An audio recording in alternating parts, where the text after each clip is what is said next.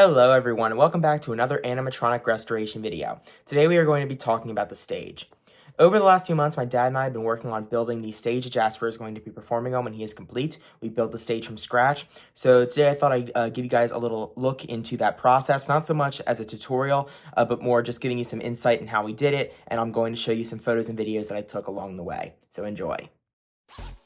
From the time I purchased my animatronic, I knew I needed to build a stage for it, as the bot is a half body and therefore does not have legs. I decided that I wanted to recreate the pedestal it sat on at its original home, Wichita, Kansas.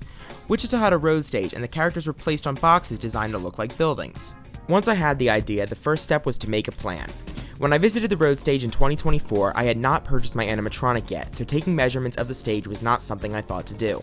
Even if I had, the pedestals are massive, and the original height would not work with my limited ceiling space.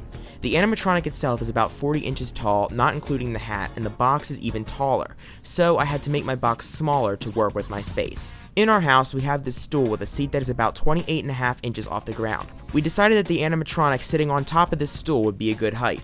The plan was to make the frame of the box 25 inches wide by 28 inches tall on all four sides. We would then have an outer layer that would be 30 inches tall, so the animatronic would be set in from the top, just like it was on the road stages. With the plan in place, the next step was to go to Home Depot for supplies. I bought 7 2x3 boards, which would be cut to size to make the box's frame.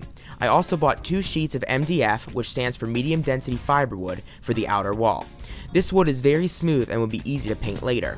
We had a worker cut the wood into 25 by 30 inch pieces so we wouldn't have to do it ourselves.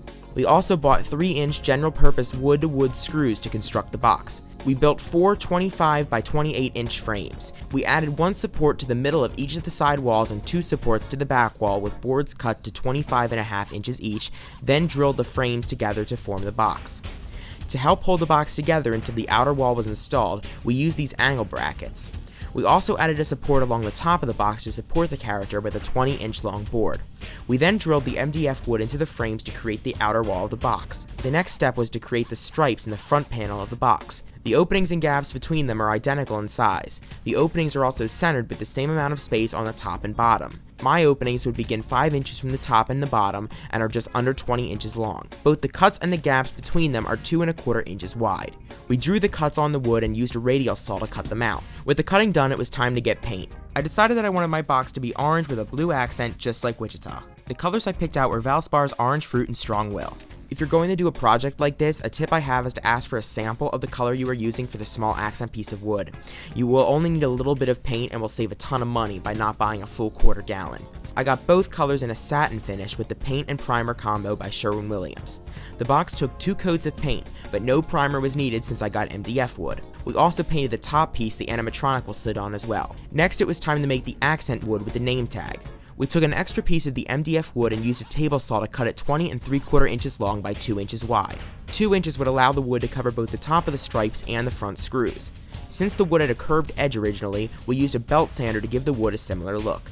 We then gave it 3 coats of paint with a foam brush. As for the name tag, it looked like it was painted on originally.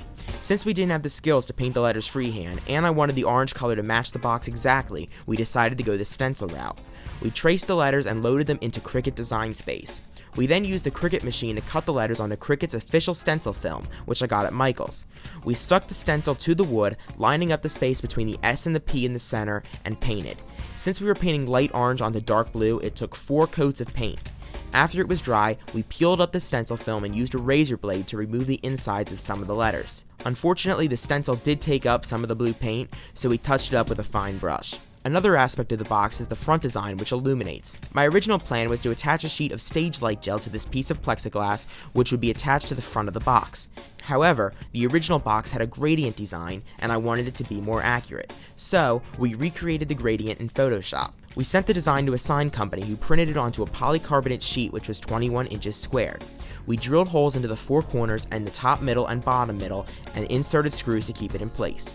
As for the light, I bought an outdoor floodlight fixture on Amazon to install inside the box. I had planned on using a par 38 bulb initially, however I decided that a standard light bulb would light the area up best. I bought a 150 watt LED equivalent bulb which had an adjustable color temperature, so I would be able to set it to the color that lit the gradient up best. We used very short screws to attach the fixture to the back wall of the box and drilled out a hole in the back for the power cord. We then reattached the front piece by drilling in the 3 front screws.